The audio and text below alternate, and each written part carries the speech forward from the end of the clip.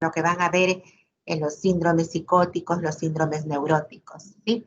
Entonces acá vamos a tener más para poder hablar y con cosas patonormónicas, con cosas que sí conocemos. Bueno, la siguiente diapositiva, ¿pasa o no pasa? Así, sí pasa. Acá vamos a ver primero la perturbación que produce en nosotros, ¿no? Cuando se produce este síndrome. También vamos a ver el componente corporal, conocido y demostrable. Acá, como hemos dicho antes, es conocido y demostrable. En lo otro vemos, en la otra figura, la agudeza mental. La agudeza mental, ¿a través de qué? De la atención y de la orientación, ¿sí? Entonces, miren cómo esto se va sumando y nosotros ya podemos empezar diciendo que en este síndrome corporal sí hay algo conocido y sí hay algo demostrado. Y todo esto lo articulamos con la agudeza mental, ¿no? La atención y la orientación. Y todo esto produce, pues, perturbaciones. Muy bien, continuamos.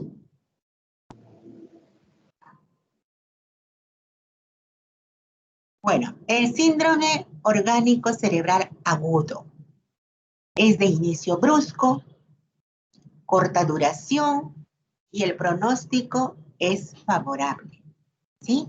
Entonces, es en un inicio brusco, corta duración y su pronóstico es favorable. ¿Qué también lo encontramos en este síndrome orgánico cerebral agudo? El déficit cognitivo general, porque es brusco la cosa, ¿no? El impacto es de un momento a otro. El comportamiento y alucinaciones. Su comportamiento va a cambiar y también hay alucinaciones. Pero estas alucinaciones son transitorias. Por ejemplo, nosotros siempre les he remarcado que nosotros trabajamos en el Rebagliati y es un hospital general, no es un manicomio, ¿no? Entonces, es un hospital general. Entonces, nosotros como trabajamos en un hospital general, nosotros vamos a hacer interconsultas. Y acá es importante lo que uno observa y comprueba, como habíamos dicho en la figurita, en la primera figura, ¿no? Por ejemplo, recibimos muchas interconsultas de neuropediatría, porque nosotros trabajamos en pediatría y en adolescentes. ¿Por qué? Porque de 0 a 13 años, 11 meses y 29 días, trabajamos en pediatría. Y de 13 años, 29 días y 11 meses, nosotros trabajamos en adultos. ¿Por qué? A partir de los 14 años, para nosotros, según nuestras normas que tenemos, ya pasan adultos, ¿sí? Entonces tenemos esa ventaja de trabajar con niños y a trabajar con adolescentes. Por ejemplo, en neuropediatría recibíamos, como les digo, interconsultas. ¿Por qué? Porque los operaban de un tumor. Este niño fue de la parte occipital. Entonces tenía un tumor en la parte occipital. ¿Y qué pasaba? Que los 3 primeros días, hasta el quinto día, ellos comenzaban a alucinar. Por ejemplo, un niño veía que un tigre, que un león, se lo quiere comer. Y entonces él gritaba, tiraba las cosas y esto. Entonces cuando le preguntaban, después que pasaba la enfermera, el doctor le preguntaba, ¿y qué pasó? No, no, me quiere comer un león, me quiere comer un tigre, yo quiero irme de acá. Entonces ahí nos llaman a nosotros las interconsultas. ¿Por qué? Porque está presentando una alucinación, ¿sí? Pero, ¿qué sucede en esta alucinación que nosotros hemos comprobado y los que trabajamos ya muchos años ahí? Que duraba de 1 a 5 días máximo y después desaparecía.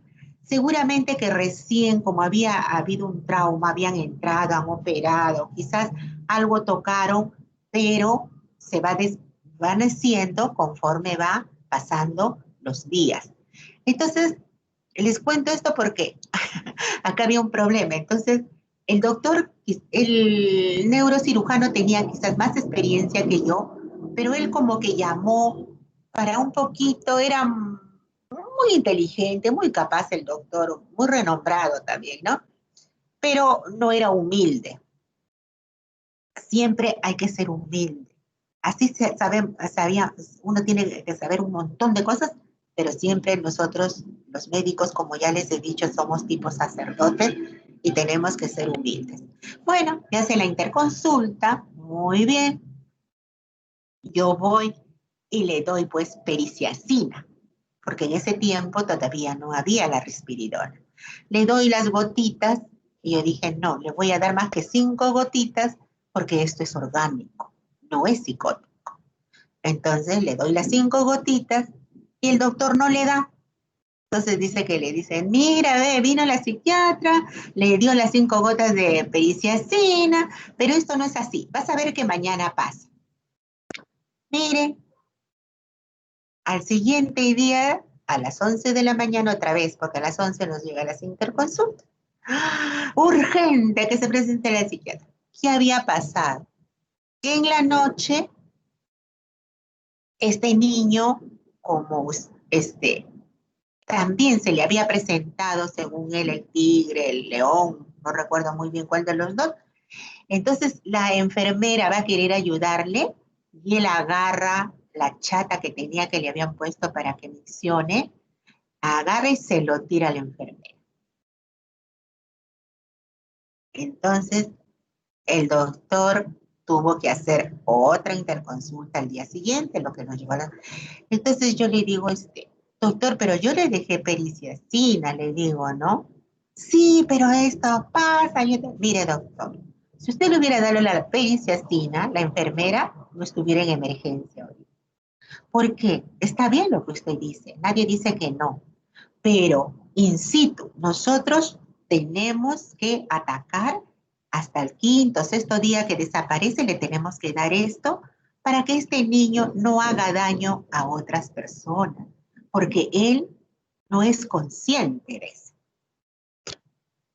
Mire, esto valió porque si hay un síntoma que está afectando, en este caso que es cierto, sí, es transitorio, tan solo demora 5, máximo 6 días hasta que se reacomode todo lo que han movilizado en el cerebro, debe ser, pero eso siempre se presenta. Entonces, miren, esto sirvió para que el doctor nos comience a tener confianza. Tuvo que pasar algo grave para que él confíe en el otro especialista. Y desde ahí tenemos su venia para todo, ¿sí? Entonces, mire, hay que demostrar a veces, que no es bueno demostrar, ¿no? Porque la pobre enfermera creo que tuvo 5 o 10 días de descanso médico. Entonces, eso es lo que pasa, lo que lo vivimos nosotros. Por eso es bueno la experiencia. Los libros son buenos, pero la experiencia que tiene uno jamás se olvida. Es por eso que nosotros decimos, pues, que la psicopatología tiene que ver al paciente, porque en vivencial no es, pero como estamos también digamos, en la parte académica atípica, porque nunca hemos hecho esto, primera vez, pero de todas maneras, a través de los ejemplos, a través de lo que hemos nosotros, tenemos experiencia, transmitirles a ustedes, ¿no? Para que vayan un poco más preparados para este curso. En realidad, ya, no como estábamos en contra, pero también tenemos que aceptar lo que estamos viviendo, que es algo atípico. Nunca lo hemos hecho. Entonces, nosotros tenemos que dar todo lo que tenemos para que ustedes puedan entender muy bien. Y verdad, a lo menos con las calificaciones, nosotros hemos visto que por lo menos, como digo, jamás en mi vida pueden revisar, he puesto un 20, pero ahora he puesto más de 20, 30, 20, creo. Entonces, hemos acordado los profesores que hemos visto, mientras más más ustedes vayan enfocándose en cada síndrome, ustedes van a aprender. Ya va a ser más fácil cuando ustedes ya lo vean en la parte vivencial. Ojalá pues que ya para el próximo año lleven psiquiatría clínica, ¿no? Para que ahí puedan vertir todos sus conocimientos. Bueno, esto es lo que pasó con las alucinaciones en esta parte orgánica aguda de este niño, ¿no? Después son somnolientos inactivos. Esto también es transitorio. Y en los otros también que vemos, también problemas de conciencia. Entonces, ya hemos visto acá todos los síntomas que se producen en un síndrome agudo. Muy bien, pasemos a la otra.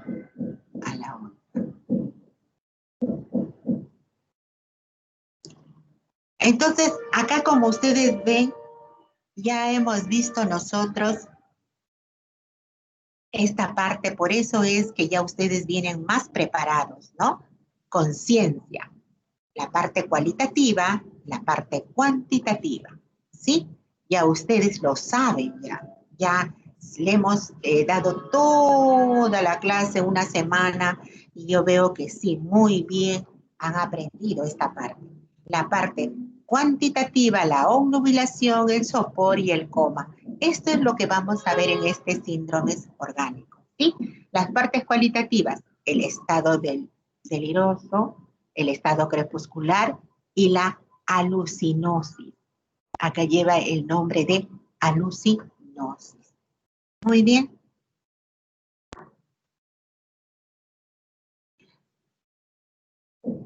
Entonces, ahora vemos el síndrome orgánico cerebral. El síndrome orgánico cerebral, acá una lesión estructural cerebral, evolución a estado demencial, deterioro grave del proceso intelectuales, frecuentes síntomas psicóticos, alucinaciones, ideas delirantes. Miren, ya es diferente al agudo, ¿sí? Acá ya hay más compromiso. Ya es como decimos nosotros, es crónico, hacia la cronicidad, ¿sí? Su evolución en un estado demencial, el deterioro es grave de los procesos intelectuales y lo que encontramos acá frecuentemente son los síntomas psicóticos ¿cómo lo diagnosticamos? A través de las alucinaciones y a través de las ideas delirantes. Muy bien, se ha presentado abajo para que vean cómo no, el viejito y el otro que produce una cara de terror. Muy bien, la siguiente. Acá tenemos ya las manifestaciones clínicas. El deterioro cognitivo, la amnesia, la apraxia, la afasia, la agnosia y el deterioro funcional. ¿Sí? Ya nosotros hemos revisado todo esto. Entonces, ahora tan solo nos toca todo lo que hemos estudiado, ¿no? Pasarlo al síndrome agudo y al síndrome crónico. Muy bien, la siguiente. Acá tenemos el síndrome cerebral agudo orgánico. Perturbación aguda global fluctuante, ¿sí? Agudeza mental, atención, orientación y memoria, reacciones emocionales y de comportamiento. O sea, el agudo nos va a presentar, como muy bien dice acá, perturbación aguda. ¿Cómo le podemos decir? Rápida, ¿no? No es como la crónica. Global, es fluctuante. Su agudeza mental, atención, orientación y memoria. Ya todo eso lo hemos estudiado. Las relaciones emocionales y del comportamiento. Estas reacciones emocionales y de comportamiento también son transitorias, como ya les he relatado en el ejemplo que nos tocó vivir con los neurocirujanos, ¿no? En este caso es transitorio ese comportamiento de agitación, de ansiedad, de querer salir corriendo del hospital, de tirar cosas, de ver alucinosis, de ver que un león lo sigue, ¿no? Entonces ellos hacen cosas para defenderse, tiran cualquiera lo que le encuentran en su mano. En este caso, pues le tiró la chata a la pobre enfermera, ¿no? Y salió la enfermera mal. Entonces, miren todo lo que puede ocurrir, pero no es de una manera voluntaria, sino en ese momento no controla, pues es muy fluctuante su agudeza mental, su atención, su orientación y su memoria. Y eso produce reacciones y de comportamiento, ¿no es cierto? Específico. Muy bien, la siguiente. Acá también vemos en el síndrome orgánico, ¿sí? Menor fluctuación. Acá ya no es fluctuante, no es rápida la cosa. Acá ya es más insidioso ya, demora más tiempo, ¿sí? Agudeza mental y atención menos evidente que la orientación y la memoria. O sea, la agudeza visual y la atención es menos evidente que la orientación y la memoria. Las reacciones emocionales son menos graves. ¿Por qué? Porque ya como que ya no es tan fluctuante ya, ¿no? Como que se va estabilizando ya, se hace más insidiosa la cosa. Muy bien, la siguiente. Acá podemos ver las características ya, ¿no? Las características, por ejemplo, las características orgánicas agudas y crónicas. Por ejemplo, el comienzo. El comienzo en el agudo, rápido, ya lo hemos dicho, es bien fluctuante. En el crónico, es lento, insidioso, ¿sí? Entonces, en uno es rápido, el otro es lento, insidioso. La duración, como es rápido, horas y semanas, ¿sí? Este es el agudo. El crónico, meses a años. Por eso es que es más insidioso, demora mucho y a veces se quedan así también para toda la vida. ¿Cuántos hemos visto en pacientes adultos? Yo no he visto mucho en jóvenes, pero en ancianos hemos visto que creo que hasta que mueren, ¿no? Porque, ¿verdad? No se acuerdan de nada, viven una vida, como decía uno, ya ellos parecen vegetales, pero tienen vida. No son vegetales, le decíamos, porque tienen vida, comen, duermen, y a veces se reirán pues de lo que ven o escuchan algo, de una alucinación auditiva, visual, ¿no? Y uno tiene que respetar la vida. La evolución de 24 horas, fluctuante, es peor en la noche, ¿no? Y en el crónico, la variación es mínima. Ustedes siempre han escuchado, por ejemplo, es uno de las, ¿cómo se puede decir? Uno de los soportes más fuertes para nosotros cuando hacemos diagnóstico es cómo en la noche, no, en la noche no duerme, toda la noche fastidia y toda la mañana, todo el día duerme. Estamos frente a un síndrome orgánico. Eso yo le diría que no es algo patonormónico, ¿no? Pero les diría que es lo más que encontramos siempre. Siempre dicen, en la noche no duerme, pero en el día, todo el día duerme. Siempre pregunten, cuando van a la enfermera o si está el doctor, no mire, ¿cómo pasa la noche? No, no duerme, fastidia toda la noche y todo el día, mírenlo, todo el día duerme. Ya tienen ahí un síntoma para que se haga más valedera su diagnóstico, ¿sí? Es un buen soporte para hacer un diagnóstico. El estado de la conciencia, disminución, ¿sí? Disminuye porque es algo agudo, rápido. En cambio, en el orgánico está lerdo, ¿sí? ¿Por qué? Porque es crónico, como que ya se ha estabilizado en esa cronicidad. La percepción, frecuentes percepciones erróneas visuales. Eso es lo que veía el niño, ¿no? León, tigres veía. En cambio, en el crónico, raras veces hay percepciones erróneas. Erróneas estamos hablando. En las alucinaciones comunes, las comunes para nosotros son las visuales y las auditivas. En todos los casos que hemos visto en niños, adolescentes, las visuales. Yo sí muy poco he escuchado auditivas, ¿no? Más he escuchado que decían, veo tal cosa, veo un león, o veo que me están atacando, pero más son las visuales lo que he visto en mi experiencia.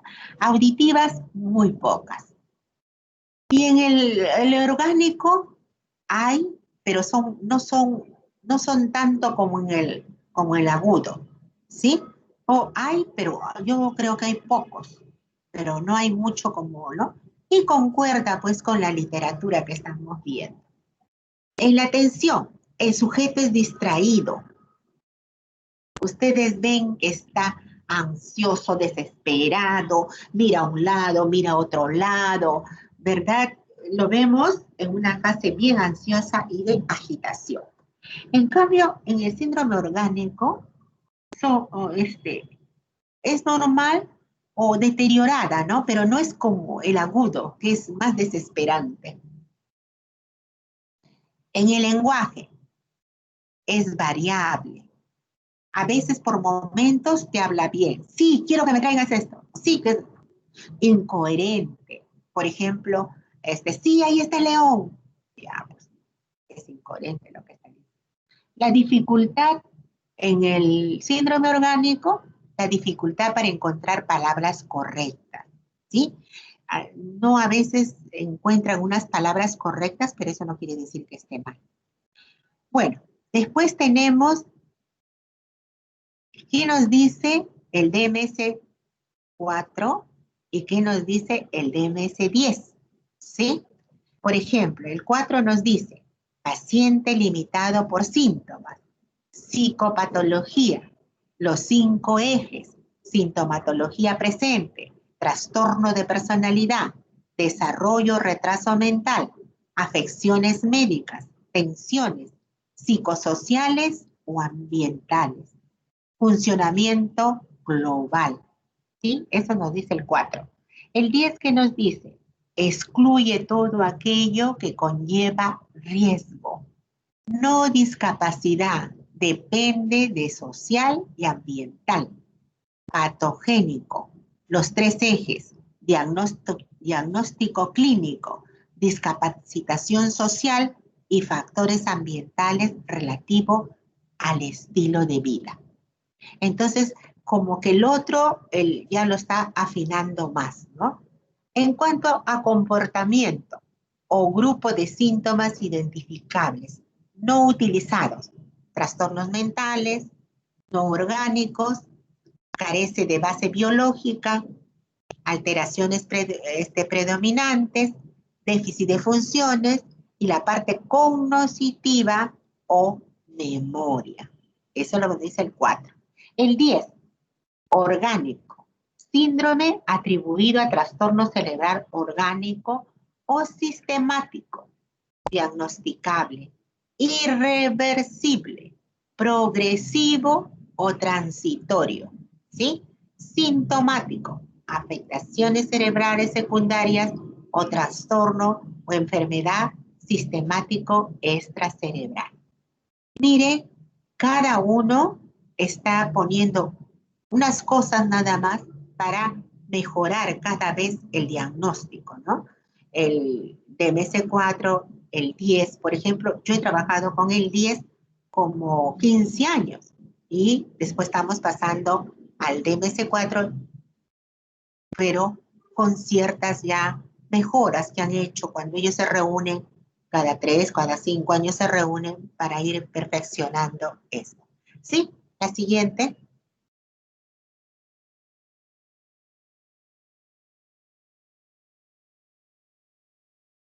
Ah, A ver, síndrome orgánico cerebral, delirio. Delegado, a ver, la siguiente. Ya. Definición. Acá entramos a la definición del síndrome orgánico. Proviene del latín. Significa descarrilamiento o separación de una ruta o una vía. ¿No es cierto? Eso es lo que nosotros sí damos fe, porque cuando hay estas operaciones, como ha habido un descarrilamiento de toda la parte del cerebro, ¿no? O separación, por ejemplo, del tumor en este caso, y salió de esa ruta o esa vía, ay, por eso se producen estas manifestaciones clínicas agudas. Lisponsic, ¿qué dice él? El deterioro reversible global de los procesos cognitivos. Él ya va siendo más fino para definir esto, ¿sí? Adams y Víctor, ¿qué dice? El estado de confusión de gran desorientación en presencia de viveza y vigilancia, esto incluirá trastornos de percepción y síntomas tales como la alerta excesiva, la agitación intensa y la excitación frenética. Esto es lo que uno ve en los pacientes, ¿sí? Es por eso importante ver pacientes. No es porque a uno se le ha ocurrido. Muy bien, entonces ya tenemos acá la definición de síndrome orgánico. Muy bien, la siguiente. Acá, ¿qué dice el DMC-4? Es una entidad característica por una alteración de la conciencia y un cambio de la cognición durante un periodo breve de tiempo, ¿sí? O sea, acá ya el DMS4 lo ha afinado muy bien, ¿sí? El DMS10, ¿qué decía? Se caracteriza por la presencia simultánea de trastornos de la conciencia, alteración de la percepción, pensamiento, memoria, psicomotricidad, emociones y del ciclo del sueño de vigilia. Miren, acá el DMS-10 está mucho más completo, ¿sí? El 5 no sé qué dirá, porque es el último que ha salido. Entonces, esto, acá ya la cosa se redondea, ¿no? Ya está la atención, la percepción, pensamiento, memoria, psicomotricidad, emociones y el ciclo de sueño-vigilia. Esto es lo que estábamos diciendo, que ellos lo invierten, ¿sí? Duermen de día y de noche fastidian toda la madrugada. Y eso es lo que las enfermeras no quieren, pues porque ellas son las que cuidan de noche y se quejan todos los días. Entonces, hay que darle su medicación, ¿sí? Muy bien, la siguiente. Acá tenemos ya explicado la patogenia, ¿sí? Que involucra y una se desconoce, ¿sí? Lo hemos dividido en dos. Que se involucra el sistema nervioso central, el SARA, los hemisferios cerebrales, el sistema nervioso parasimpático, características clínicas del síndrome, ¿no? En su forma por separado, hiperactividad de la dopaminérgica, disminución de uso de oxígeno y la disminución de la actividad colinérgica, que estas también tienen un nivel en la alteración de lo desconocido, ¿sí? Porque se relacionan también. Ven ustedes, porque la flecha sigue y aparece depender de un agente etiológico, ¿sí? El nivel exacto de la lesión, agente etiológico. En este caso, de este niño, pues sería el tumor maligno que tuvo en el cerebro, ¿no? Entonces, eso sería el agente etiológico. Como ustedes ven, acá vemos la forma de la alteración del metabolismo, ¿sí? Que lo hemos dividido en dos, la que involucra y la que se desconoce. Muy bien. La siguiente. Acá tenemos las causas intracraneales: epilepsia, traumatismos, infecciones, trastornos vasculares, neoplásicas, lo que estábamos hablando de antes, y las causas extracraneales. Tenemos fármacos, tenemos los venenos,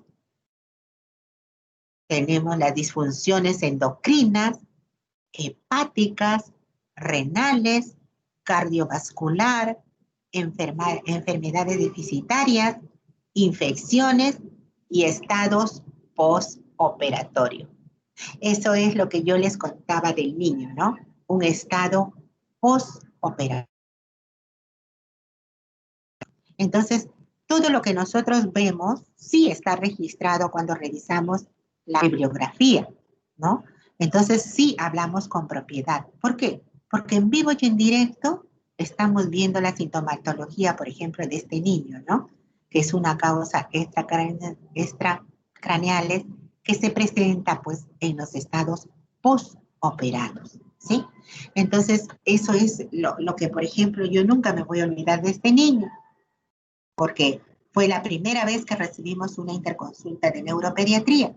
Ya ven que sirvió para poder ayudar a los demás, porque ya en las noches ya se le daba sus gotitas, la pericicina, y ya no golpeaba a nadie, ¿sí? La cosa es que no debemos nosotros evitar que por esto, porque él no es consciente de lo que está haciendo, pero evitar que haga daño a otras personas.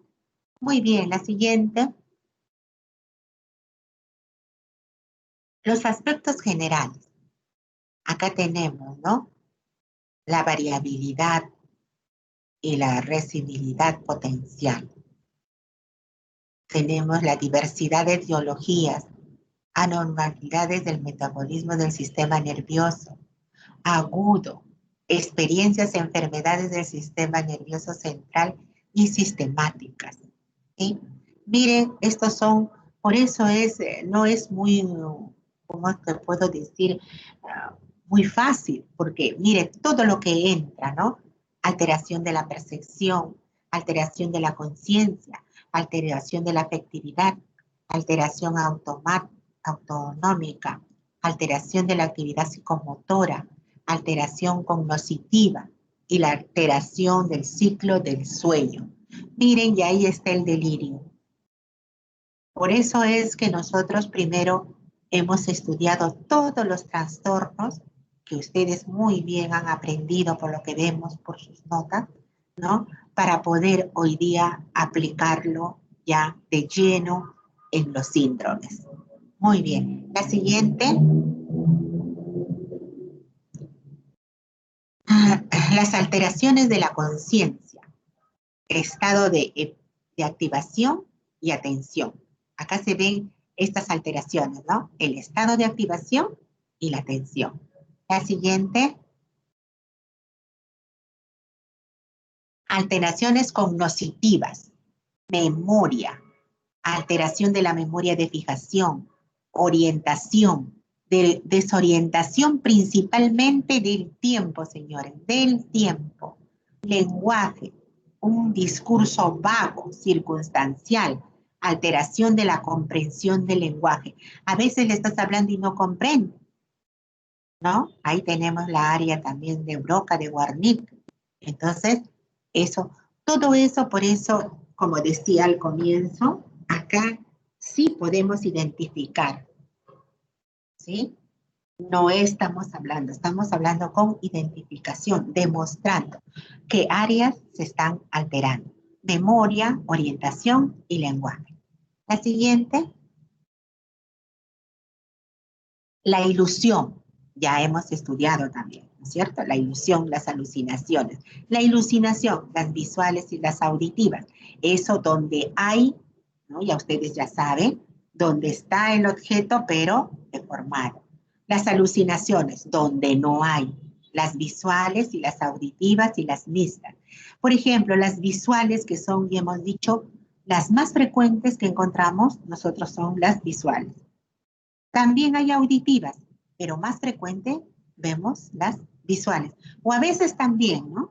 Hay mixtas, visuales y auditivas. También hay. La siguiente. Las alteraciones autosómicas psicomotoras. Las alteraciones psicomotoras. Simple inquietud, hiperactividad, movimientos simples.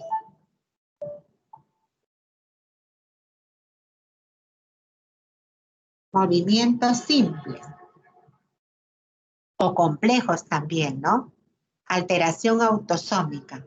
Cualquier manifestación vegetativa y muchas veces son orientadas sobre la etiología, ¿sí? A veces sí son orientadas por la etiología, o sea, sí se sabe de dónde está proviniendo. Bueno, entonces ya tenemos las alteraciones psicomotoras y las alteraciones autonómicas. La siguiente, en las alteraciones motoras, la disartria, la ataxia, la disprosodia, la asterisis, la mioclonía multifocal. ¿Sí? Esto también lo vemos cuando examinamos a los pacientes, ¿no? Muy bien.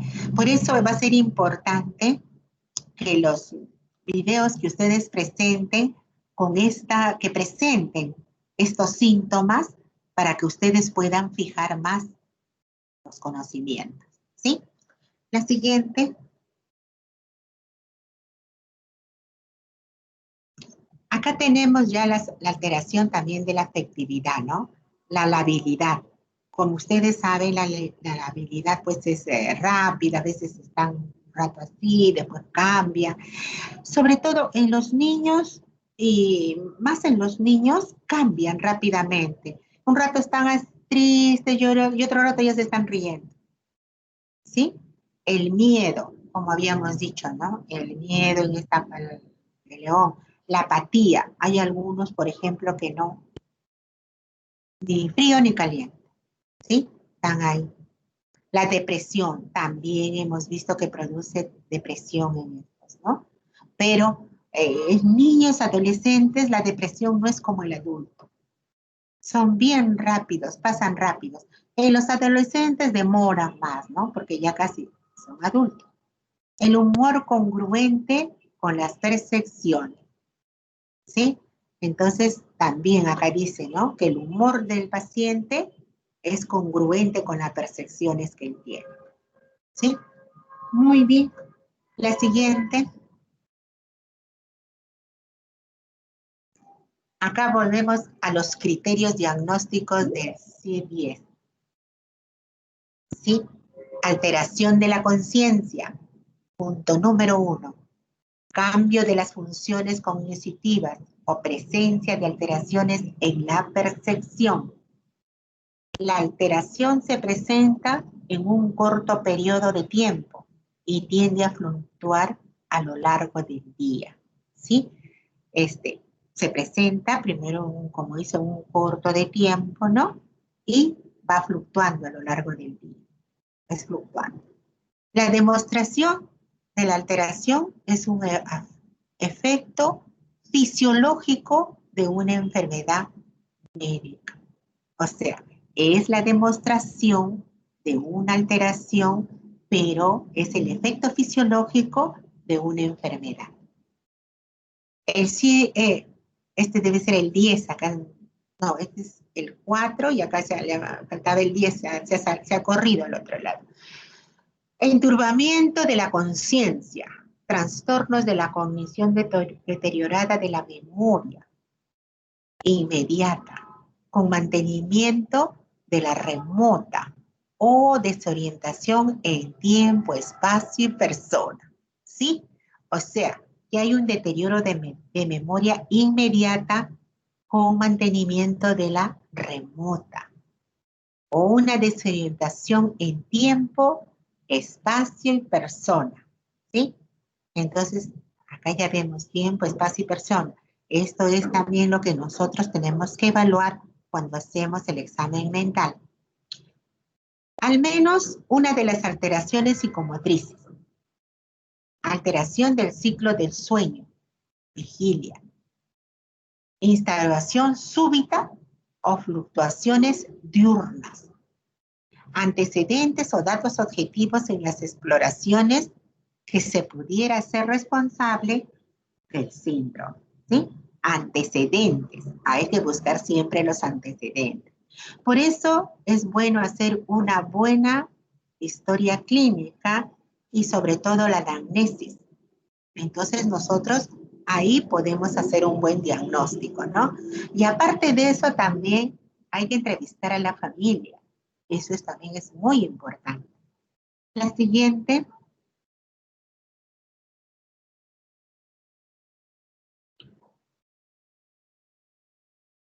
Acá tenemos los diagnósticos diferenciales entre delirio frente a esquizofrenia, ¿sí?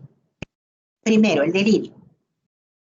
Inicio repentino, variabilidad diurna, constante la alteración, ciclo de sueño, vigilia, alteración de la conciencia, desorientación, ilusiones generalizadas, hasta teris y mioclonías multifocales. Este es el delirio. La esquizofrenia, la historia de anormalidades de la personalidad. Por eso le decía, muy importante la historia e importante la anamnesis, ¿no? No puede haber alteraciones del sueño, vigilia. No suele haber cambios de nivel de conciencia, orientación intacta o desorientación, desordenada, ilusión individualizada. ¿Sí? Entonces, acá ya tenemos para hacer el diagnóstico diferencial entre un delirio, algo orgánico, y lo psicótico de la esquizofrenia. Muy bien, la siguiente.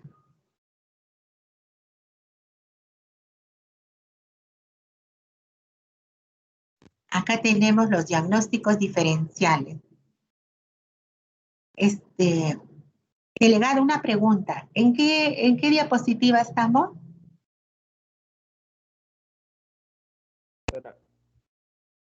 ¿Sí?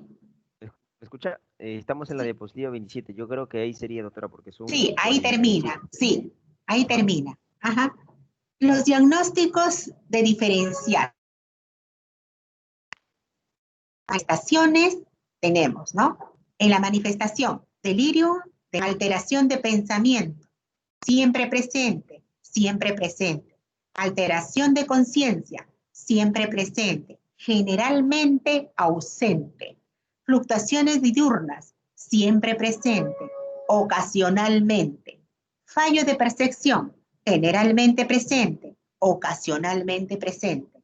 Alteraciones del ciclo del sueño, generalmente presente, ocasionalmente están, ¿cierto? En la conciencia, durante el periodo lúcido y en la demencia, en la primera etapa. Entonces, ya se está dando, ya ustedes están comenzando a diferenciar lo psicótico del orgánico, ¿no? Estamos viendo ya la diferenciación entre un orgánico y la esquizofrenia, que es la psicosis. Bueno, entonces, miren, se les está dando todo concentrado para que ustedes ya vayan haciendo estas dos grandes diferenciaciones entre lo orgánico y lo psicótico. ¿Sí? Bueno, entonces ahora vamos a ver los videos para poder Sí, doctora. ir articulando. ¿Sí? Sí, ¿Sí, doctora. delegado? No, sí, en unos minutos ya lo voy a proyectar. Doctora, Ah, sí, sí. Van a esperar por lo menos 5 minutos o 6 minutos o 7 para ir proyectando los videos. ¿Está bien? ya. Doctora, Muy bien. Sí, mi compañera, la delegada del segundo grupo, lo va a proyectar porque, sí, bueno, en mi laptop el audio no funciona. O sea, bueno, hace unos días un ya. poquito como... No, no, más Pero bien sí, sí, gracias. lo va a proyectar. Lo va a proyectar en Ya, unos minutos, doctora. ya. No, pues, que se den, porque estamos en la hora. Tenemos Sí, 14 minutos.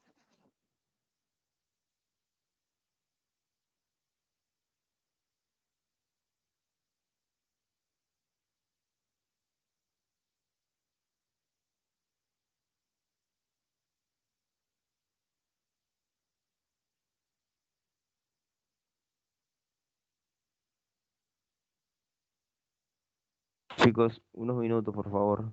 Dentro de unos 5 minutos, la compañera Carmencita va a pasar unos videos. Son, vamos a repetir el video de la vez pasada. Eh, Solamente es uno, luego vamos a ver dos pequeños videos que son diferentes. Y ya unos minutos, por favor.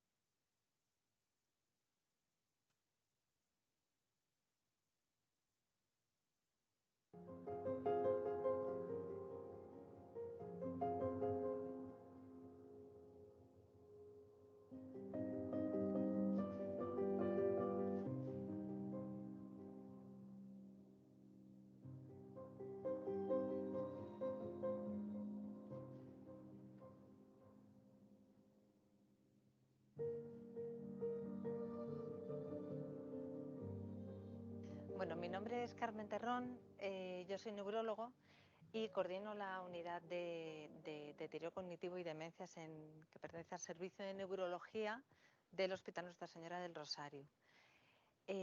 Muchos de ustedes ya me conocen y saben que nosotros trabajamos en una unidad que es una unidad que llamamos multidisciplinar, ¿no? No solamente estamos neurólogos, sino que, bueno, estoy yo como neurólogo y luego hay 2 neuropsicólogos, Rubén Sebastián, que luego le van a escuchar, y Raquel Gonzalo. ¿Qué es el deterioro cognitivo? ¿Qué es la demencia? Sobre preguntas que muchas veces ustedes me trasladan en la consulta, ¿no? Aclarar conceptos, por eso son como dos cosas muy somero, ¿no? Son unos minutos nada más, pero intentando aclarar conceptos para luego entender también el porqué de las cosas que les explicamos en la consulta o el porqué de lo que después vamos a contarles. Lo primero, darles las gracias. Y eso sí que lo quería poner antes que nada, porque cuidar es muy difícil. Cuidar a una persona que tiene deterioro cognitivo es algo muy complejo y yo sé que es así y ustedes lo saben perfectamente.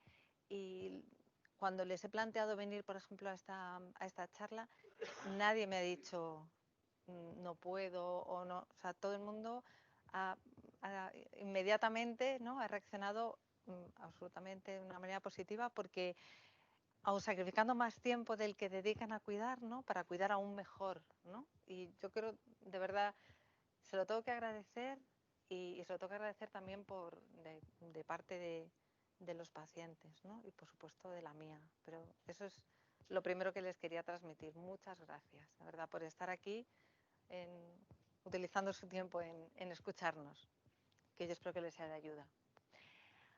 A ver, ¿qué es el deterioro cognitivo? Que muchas veces es un concepto que nosotros les decimos en la consulta y ustedes se quedan pues como, ¿qué significa eso?, ¿no? Pues el deterioro cognitivo realmente es la disminución de las capacidades cognitivas de una persona respecto a su nivel previo, ¿no? O sea, es decir, cada uno tenemos un nivel, ¿no? Unas personas tendrán una mayor o menor formación, ¿no?, una mayor o menor escolaridad, y en función de eso puede haber algún cambio, ¿no? Pues esos cambios en las capacidades cognitivas, que son atención, memoria, lenguaje, funciones ejecutivas, que son esas de planificación, organización, las praxias, ¿no?, que son los movimientos que van dirigidos a un fin.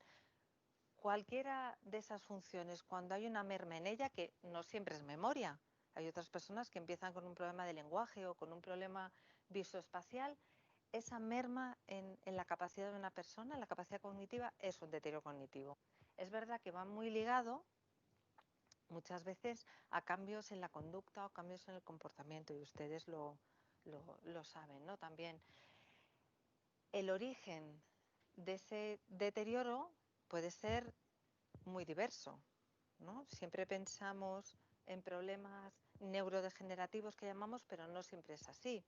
Hay veces que una persona puede tener una dificultad en su capacidad atencional o en su memoria que se deba pues a un problema, por ejemplo, de una infección pasada, de una infección en el cerebro, o por un ictus, ¿no? Cuando una persona tiene ictus, pues también puede desarrollar, el cerebro no funciona, ¿no?, pierde, digamos, zonas de funcionamiento normal, y por lo tanto puede haber un deterioro en la función del cerebro. Puede haber problemas también de tiroides, de iones. Saben que siempre en la consulta nosotros les hacemos analíticas, les miramos las vitaminas B, el tiroides, ¿no? Miramos determinadas cosas para descartar ese tipo de problemas en tiroides o en otras cosas que puedan estar relacionadas con el deterioro.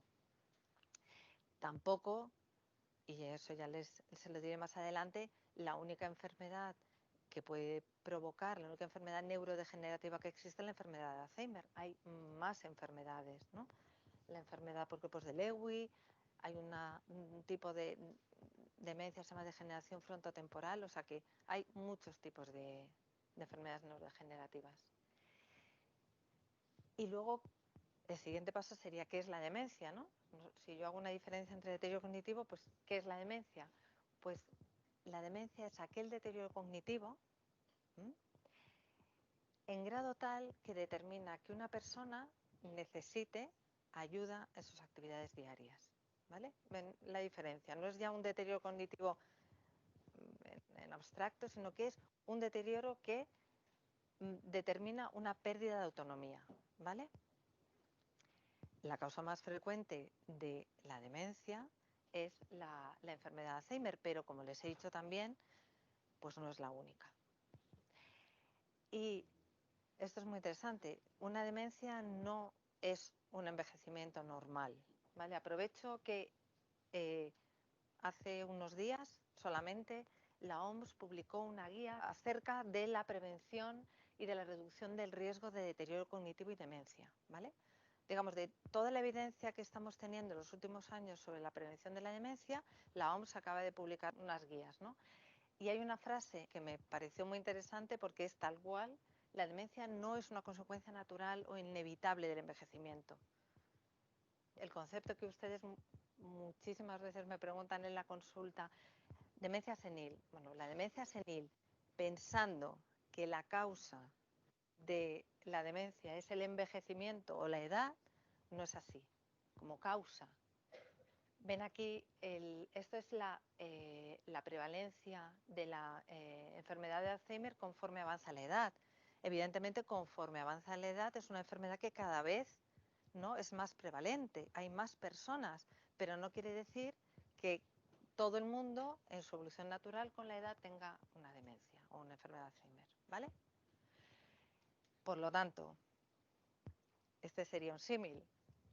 Dentro del deterioro cognitivo, la demencia solamente es una parte, ¿vale? Hay deterioro cognitivo leve, hay deterioro cognitivo, ¿no?, asociado a un ictus, asociado a tal, pero la demencia es una parte de los casos de deterioro cognitivo.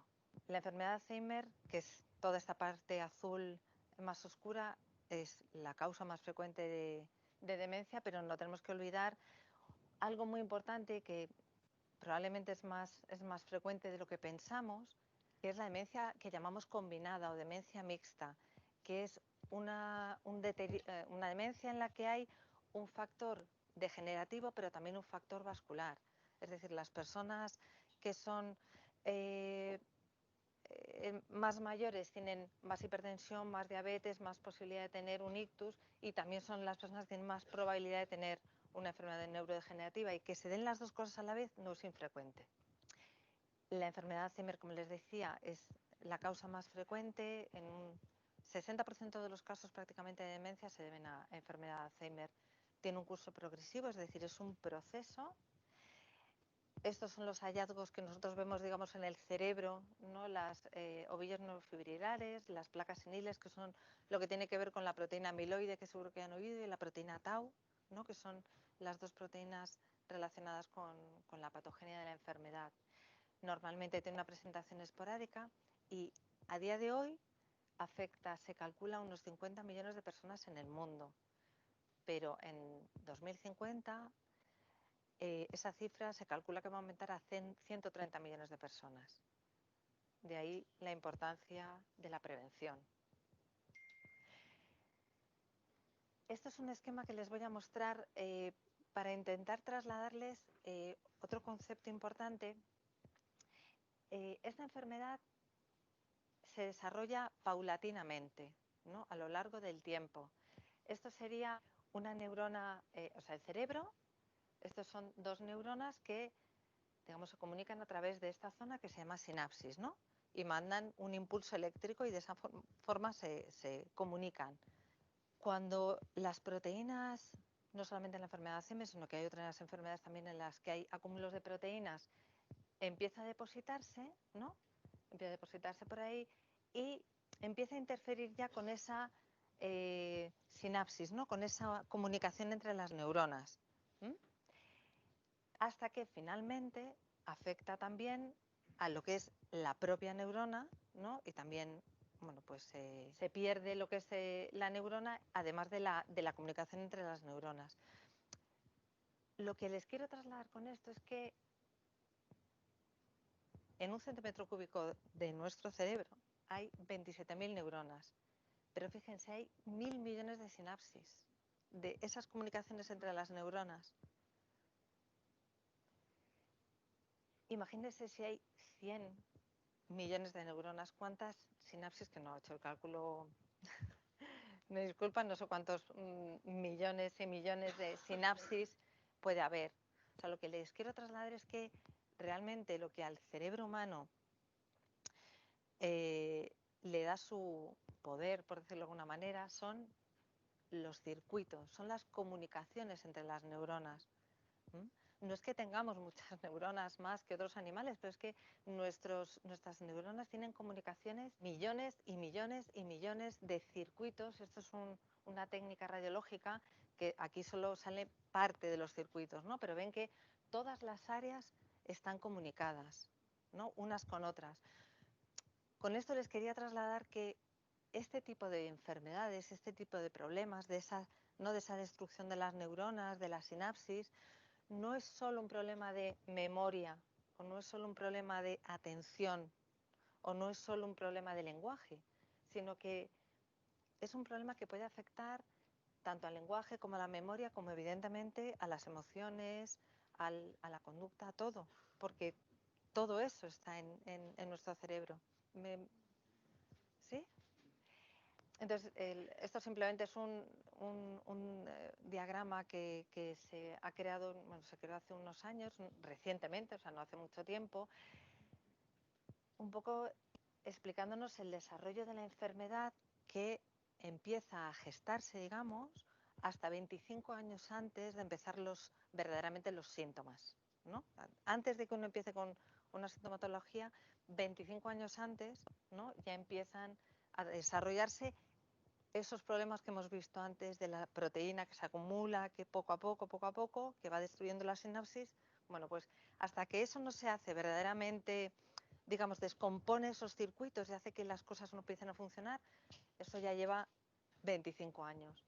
Sobre factores de riesgo de la enfermedad, es decir, qué cosas, ¿no?, pueden favorecer o pueden fomentar que nosotros desarrollemos una enfermedad de este tipo. Evidentemente, la edad es el factor de riesgo más importante. Aquí he puesto los factores que llamamos no modificables, es decir, sobre los cuales no podemos actuar. La edad pues es el factor de riesgo más importante y evidentemente pues ahí no podemos hacer nada. Y los genéticos lo mismo. Pero estos sí, estos son los factores de riesgo que llamamos factores de riesgo modificables. De aquí o sobre ellos es sobre los que nosotros estamos intentando trabajar en la población, pero claro, sobre todo en la población en la edad media de la vida, ¿no?, que es cuando hay que actuar para para cuando empiezan, no sé, si contamos esos 25 años o 15 años que empieza la enfermedad antes, pues ahí es donde tenemos que actuar para que esto, la enfermedad no se desarrolle. ¿Cuáles son?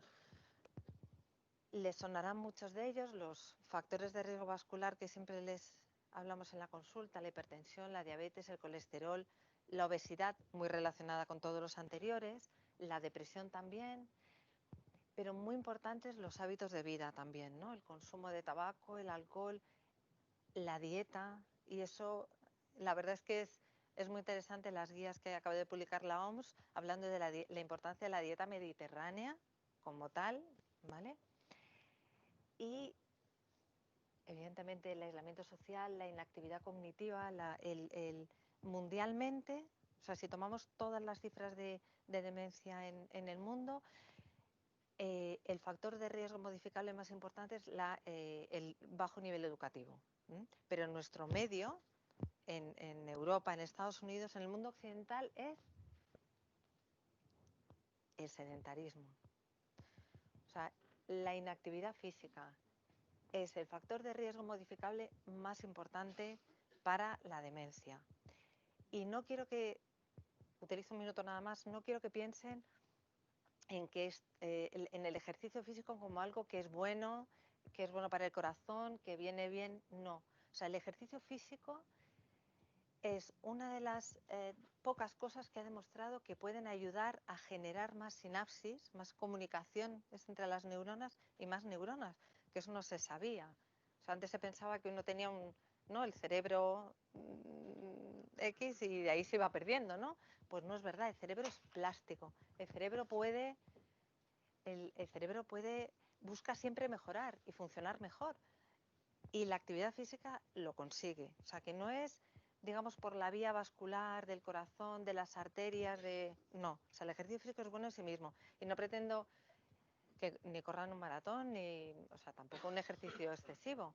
O sea, las recomendaciones de la OMS son para personas adultas entre 18 y 65 años, 150 minutos de ejercicio moderado a la semana, que es salir pues a caminar a buen ritmo 5 días por semana, pero a caminar.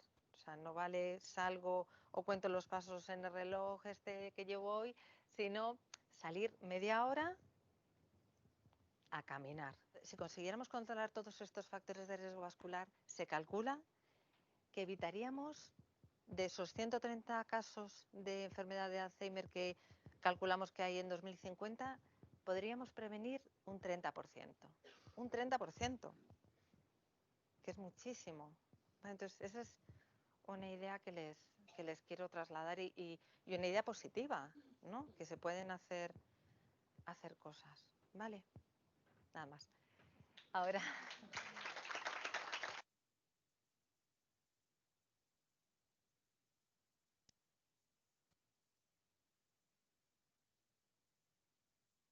¿Qué es el síndrome cerebral orgánico? El síndrome orgánico cerebral es un término general que se usa para referirse a los casos en que las personas experimentan deficiencias cognitivas como resultado del daño físico al cerebro. Este término es ampliamente considerado como obsoleto y se ve principalmente en textos antiguos. Sin embargo, puede haber casos en los que todavía se utiliza. Un problema con este término es que no es muy preciso y, por lo tanto, proporciona muy poca información significativa que podría usarse para desarrollar un plan de tratamiento. El concepto de síndrome cerebral orgánico surgió en el campo de la psiquiatría cuando las personas comenzaron a separar las causas de los diferentes tipos de afecciones que afectan al cerebro. Las condiciones psicológicas en las que no se podían observar cambios físicos en el cerebro se conocían como trastornos funcionales, mientras que los casos en que el cerebro estaba físicamente dañado se conocían como orgánicos. El objetivo de dividir las enfermedades por causa fue ayudar a reducir el diagnóstico y proporcionar el tratamiento adecuado. Por ejemplo, un psicólogo no puede tratar un derrame cerebral, mientras que un neurocirujano puede no ser útil en un trastorno de ansiedad. En el caso del síndrome cerebral orgánico agudo, el inicio de la afección es repentino. El síndrome cerebral orgánico crónico implica cambios persistentes en la función cognitiva que son el resultado del daño al cerebro. Los cambios observados en pacientes con cambios físicos en el cerebro pueden ser de origen tanto neurológico como psicológico. Por ejemplo, algunas personas que experimentan lesiones cerebrales traumáticas sufren cambios de personalidad además de experimentar síntomas neurológicos, como dificultad para caminar o hablar. Las causas del síndrome orgánico cerebral pueden incluir trauma, enfermedad y exposición a neurotoxinas. El trauma puede causar una variedad de tipos de daño al cerebro a nivel celular y los investigadores de neurología están constantemente aprendiendo más sobre el daño a largo plazo que puede ser causado por un trauma. Por ejemplo, las fuerzas de cizallamiento en el cerebro pueden conducir a una lesión axonal difusa en la cual las neuronas están dañadas, pero el daño no aparece en los estudios de imágenes médicas porque ocurre en un nivel que es demasiado pequeño para detectar. La enfermedad incluye enfermedades neurodegenerativas como la enfermedad de Alzheimer junto con una enfermedad cardiovascular que afecta la circulación al cerebro, los accidentes cerebrovasculares, las condiciones que conducen a niveles bajos de oxígeno en el cerebro, etc. Las neurotoxinas pueden ingerirse accidentalmente, como por ejemplo en personas lesionadas en accidentes industriales, o como resultado del uso recreativo de drogas y alcohol. Si se dice que alguien tiene síndrome cerebral orgánico, se necesitan pruebas y evaluaciones adicionales para determinar la causa para que se pueda desarrollar un tratamiento adecuado. El tratamiento puede ser capaz de detener el daño además de ayudar a los pacientes a recuperarse del daño. ¿Qué es el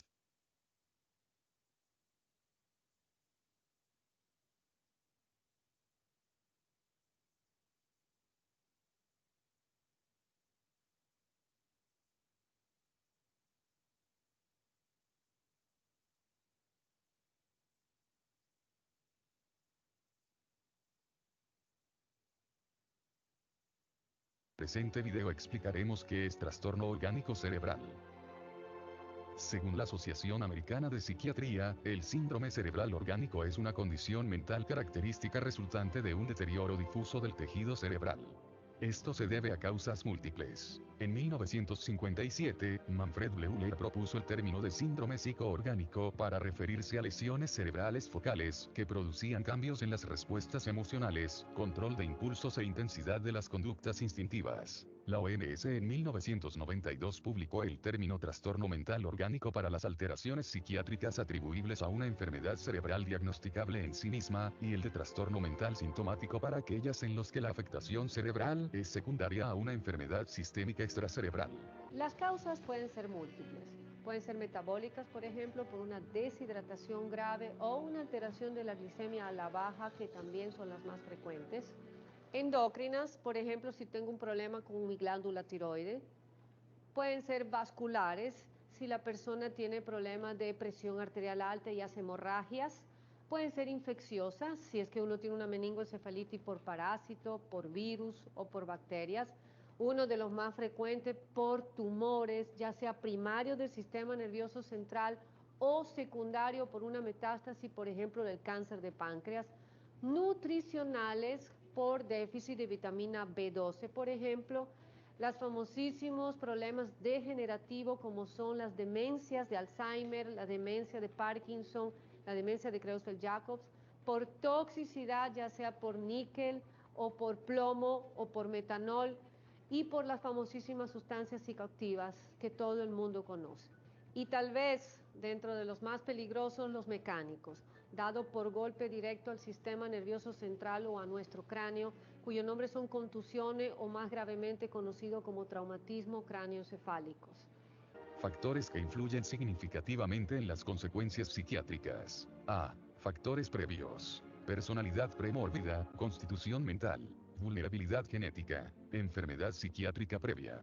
Acontecimientos vitales recientes, dificultades psicosociales preexistentes, domésticas, financieras, ocupacionales. B. Factores relacionados directamente con la lesión. Edad, estado de madurez cerebral, extensión y localización de la lesión. Epilepsia, la psicomotor es la de mayor significado psiquiátrico.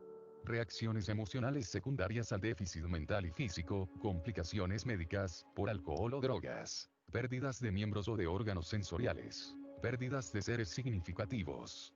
Circunstancias del suceso, lugar, significado atribuido, tipo de enfermedad. Iatrogenia, información temprana, manejo. C. Factores psicológicos. Estado mental del paciente en el momento de la lesión. Memoria de lo ocurrido. Modo de enfrentarse al estrés. D. Factores sociales. Relación interpersonal con familia y amigos. Fuentes materiales personales y familiares. Presencia o ausencia de procesos de compensación. Fuentes sociales. El trastorno orgánico cerebral tendrá una sintomatología predominante en la esfera cognitiva, memoria, atención o lenguaje. Por ejemplo, la demencia, el delirium y los trastornos amnésicos. También por trastornos psiquiátricos provocados por consumo de alcohol o sustancias psicótropas, como intoxicación o abstinencia. Y por trastornos con predominio de síntomas psicóticos, como alucinosis orgánica, trastorno catatónico orgánico o trastorno de ideas delirantes orgánicos. El delirium. cuadro caracterizado por alteraciones de la memoria, agitación psicomotriz, alucinaciones e ideas delirantes, manifestaciones vegetativas como diaforesis, palpitaciones, que puede presentarse como consecuencia de alcoholismo, denominado delirium tremens, o en pacientes postoperados, o en pacientes que estén en tratamiento médico y sean sensibles al medicamento. Este trastorno es reversible al tratar la causa estructural o metabólica que lo esté provocando. Su inicio está dado por síntomas de ansiedad, inquietud, hiperestesia sensorial, hacia la luz o ruidos, dificultad para pensar e insomnio. Evoluciona en forma intermitente, es decir, fluctúa, aún en el mismo día. Típicamente es más pronunciado en la noche. Hay intervalos de mayor lucidez, durante minutos o horas en que el paciente está más atento y vinculado al ambiente. Hay dos caminos en el pronóstico: una recuperación completa de la función premórbida, o una transición hacia la demencia u otro síndrome orgánico, cuando el trastorno cerebral se hace persistente.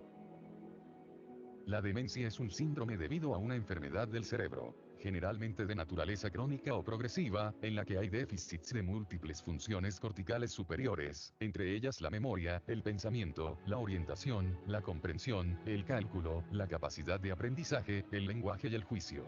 El deterioro de la memoria afecta a la capacidad para registrar, almacenar y recuperar información nueva. El de tipo Alzheimer, el inicio es gradual y hay un deterioro cognitivo continuo. El de tipo vascular consiste en múltiples lesiones vasculares en la corteza cerebral y en las estructuras subcorticales. El trastorno catatónico orgánico presenta leves alteraciones en el área cognitiva, siendo lo más característico la presencia de síndromes catatoniformes, es decir, estupor, agitación, estereotipias o negativismo.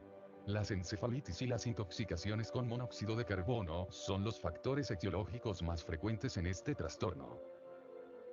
Trastornos amnésicos. La lesión traumática cerebral y otros acontecimientos cerebrovasculares o tipos específicos de exposición a neurotóxicos, como por ejemplo al monóxido de carbono, pueden provocar el inicio agudo del trastorno amnésico. El abuso prolongado de sustancias o la continua deficiencia nutricional pueden generar un inicio gradual. La falta de la capacidad de juicio para reconocer sus déficits de memoria. Confusión y desorientación. Apariencia de perplejidad y aturdimiento. Alteración de la personalidad, apatía, falta de iniciativa y fragilidad emocional. La sintomatología característica es el deterioro de la memoria. La amnesia la dividimos en dos: la anterógrada, que consiste en la incapacidad para aprender nueva información tras la aparición del trastorno, y la retrógrada, que consta de la incapacidad de evocar información y sucesos bien establecidos antes del inicio de la enfermedad.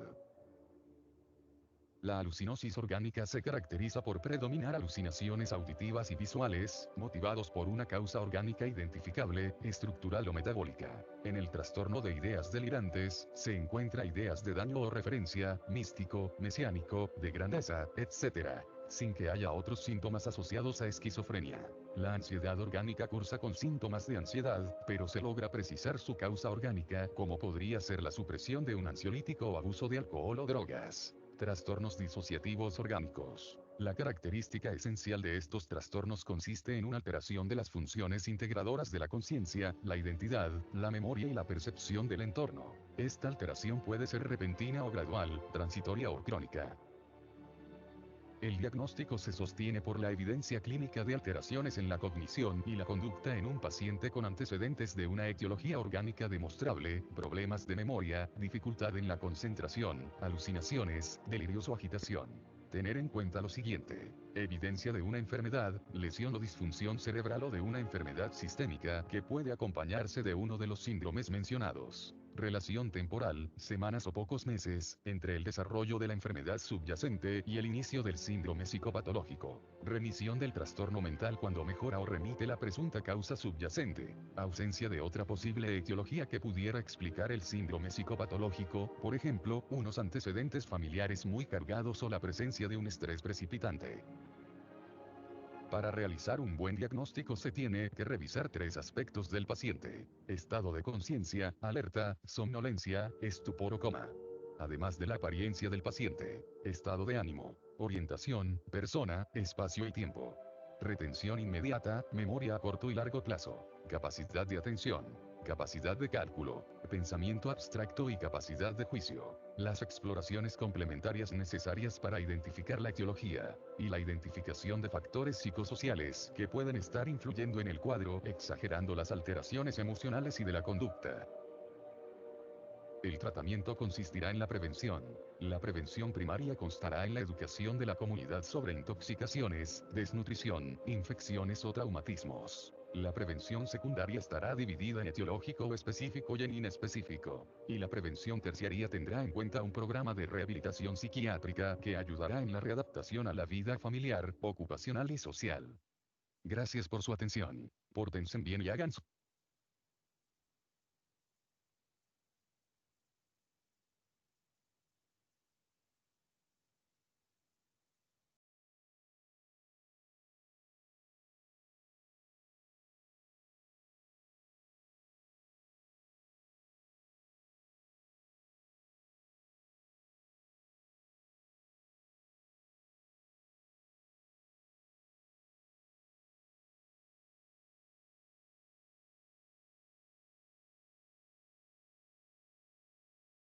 Bueno, alumnos, ya terminaron los videos. Creo que con eso se ha enfocado mejor el tema y ustedes también creo que ya están más o menos entendiendo de lo que vamos a tratar en este segundo semestre de los síndromes orgánicos, ¿no?